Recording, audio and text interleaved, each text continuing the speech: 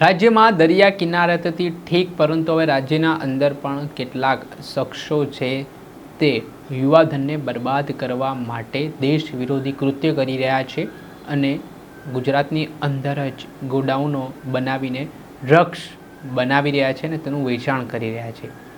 જો કે ગુજરાત એટીએસની સતર્કતાએ વધુ એક મોટું ઓપરેશન પાર પાડ્યું છે ને આ કેસમાં મેફેડ્રોન ડ્રગ્સના મામલે 3 આરોપીઓને ઝડપી પાડવામાં આવ્યા છે। તો સમગ્ર મામલો છે, વિગતે વાત કરીએ। વૈષ્ણવજન તો તેને કહીએ જે પીડ પરાઈ જાનાને રે। દર્શક મિત્ર, નવજીવન ન્યૂઝમાં આપનું સ્વાગત છે। હું છું ફૈઝાન। અવારનવાર ભારતીય જળસીમા પરથી પાકિસ્તાન હોય, ઈરાન હોય કે પછી અન્ય દેશો હોય, ત્યાંથી બેફામપણે જે ડ્રગ્સ માફિયાઓ છે તે ડ્રગ્સ ઘુસાડતા હોય છે ને ગુજરાત એટીએસ સતર્કતા દાખવીને મોટી માત્રામાં કન્સાઇનમેન્ટ પકડી આ ડ્રગ્સ માફિયાઓના ઈરાદાઓ નિષ્ફળ પણ બનાવતી હોય છે। પરંતુ ઘરના જ ઘાતકી હોય તેવી સ્થિતિ નિર્માણ પામી છે, કેમ કે ગુજરાતની અંદર જ કેટલાક શખ્સો ફેક્ટરીની આડમાં ડ્રગ્સ બનાવતા હોય તે પ્રકારની ઘટનાઓ સામે આવી ચૂકી છે। ભૂતકાળમાં પણ આવા લોકોનું ગુજરાત એટીએસે પર્દાફાશ કર્યો છે। ત્યારે વધુ એકવાર વલસાડ જિલ્લાના વાપી તાલુકાના સરી ગામમાં આવેલી ફેક્ટરીમાંથી ડ્રગ્સ બનતું હોવાની માહિતી ગુજરાત એટીએસના ડીવાયએસપી એસએલ ચૌધરીને મળી હતી। જે બાતમીના આધારે ડીવાયએસપી એસએલ ચૌધરીની ટીમ સરી ગામમાં જે ગોડાઉન આવેલું છે ત્યાં દરોડા પાડે છે ને આ દરોડા દરમિયાન 2 કિલોથી વધારે મેફેડ્રોન ડ્રગ્સનો જથ્થો મળી આવ્યો છે ને રો મટીરિયલ પણ મળી આવ્યો છે, જેની અંદાજિત બજાર કિંમત 6 કરોડની આસપાસ છે। છેલ્લા ઘણા સમયથી આરોપીઓ આવી રીતે ડ્રગ્સ બનાવીને યુવાનોને બરબાદ કરવાનું કાવતરું ઘડી રહ્યા હતા ને અંતે ગુજરાત એટીએસે આ આરોપીઓના ઈરાદાઓ છે તેમને નિષ્ફળ બનાવ્યા છે।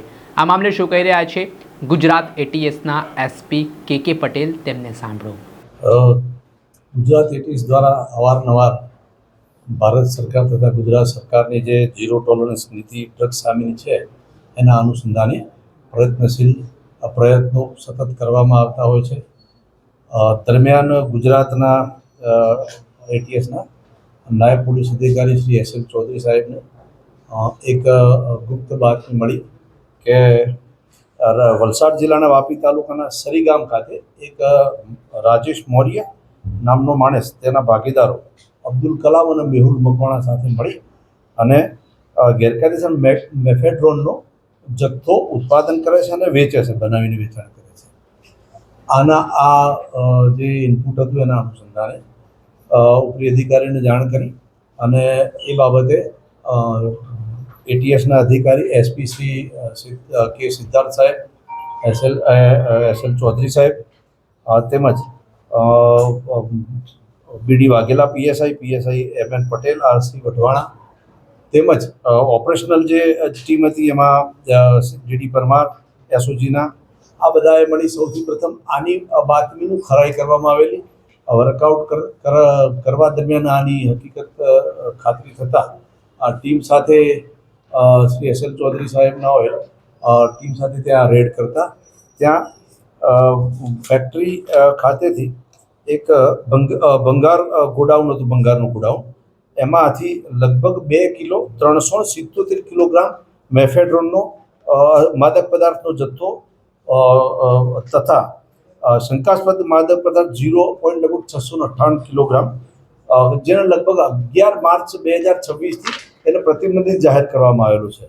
તો આ જથ્થો મળી આવે જેને કબજે કરી અને આના જે આરોપીઓ છે એમાં અબ્દુલ કલામ જે મૂળ રહેવાસી યુપીનો છે, જે હાલમાં વાપી રહે છે, અને મેહુલ મકવાણા જે મૂળ રહેવાસી વઢવાણા સુરેન્દ્રનગરનો છે, એને પણ ત્યાંથી ઝડપી લેવામાં આવેલો છે અને આ બાબતે આગળની કાર્યવાહી ચાલુ છે। આ લગભગ છેલ્લા લગભગ 5-6 મહિનાથી આ લોકોએ શરૂઆત કરી હતી, ધીમે ધીમે કરીને આના માટે તૈયારી કરી હતી અને શરૂઆત કરી હતી લોકોએ। એ બાબતે હજી થોડું એ લોકોને ઇન્ટ્રોગેશન કરીને પૂછપરછ કરીને તપાસ દરમિયાન વિગત ખુલશે। એમાં મેઇન છે રાજેશ મૌર્ય અને અબ્દુલ કલામ, આ બંને સાથે મળી અને આનું રો મટીરિયલ અલગ અલગ જગ્યાએથી એકત્રિત કરી અને આની પ્રોસેસ કરતા હતા. રાજેશ મૌર્યનું શું સ્ટેટસ છે? હાલ પૂરતું તો અત્યારે હવે એને લાયા પછી અમે પૂછપરછ કરીશું. આરોપીના બેકગ્રાઉન્ડ શું છે? ગુનાહિત ઇતિહાસ છે અથવા શું ભણેલા છે, શું કરે? ના, એ લોકોને હજી એની વેરીફાઈ કરીશું અમે. હજી જસ્ટ ગઈકાલે જ અમે આ બાબતની પ્રોસિજર કરી છે. સાહેબ, રો મટીરિયલ જે મળી આવ્યું છે એમાંથી કેટલું એમપી ડ્રગ્સ બની શકવાની શક્યતા હતી? એ હવે લગભગ એમાંથી જે 600 ગ્રામ મળ્યું છે એમાંથી હું માનું છું કદાચ બીજું લગભગ 500-600 ગ્રામ જેટલું બીજું બની શકે. સાહેબ, આજે મુદ્દામાં મળી આવ્યું છે કે એપ્રોક્સ વેલ્યુ શું થાય છે, બજાર ભાવ શું થાય છે? એની આશરે લગભગ 6 થી 7 કરોડ જેટલી બજાર વેલ્યુ થાય. મળી આવે છે તે કેમિકલનો કોઈ શાખા રાખતા હતા, તે લોકોનો અભ્યાસ કેમિકલના લઈને શું છે કે કેમ?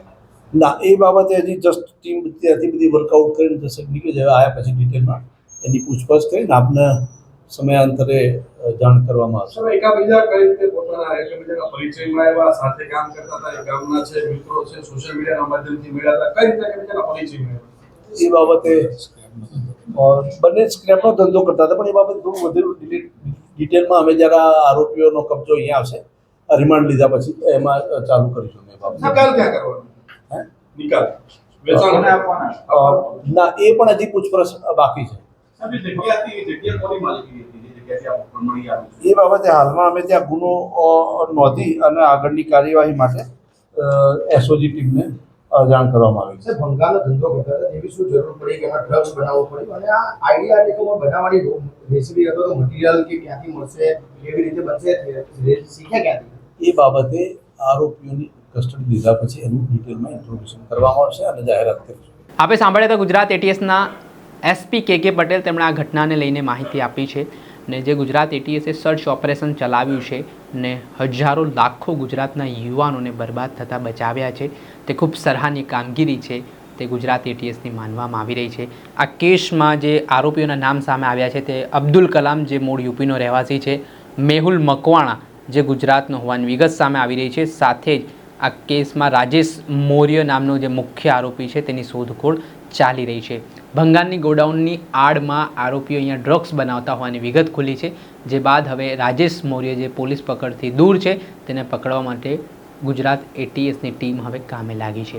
દર્શક મિત્રો, આવા જ નવા વિડીયો સાથે આપને માહિતગાર કરતા રહીશું, પડપણના અપડેટો આપના સુધી પહોંચાડતા રહીશું. એટલે નવજીવન ન્યૂઝને લાઇક કરી લો, સબસ્ક્રાઇબ કરી લો અને વધુમાં વધુ શેર કરો.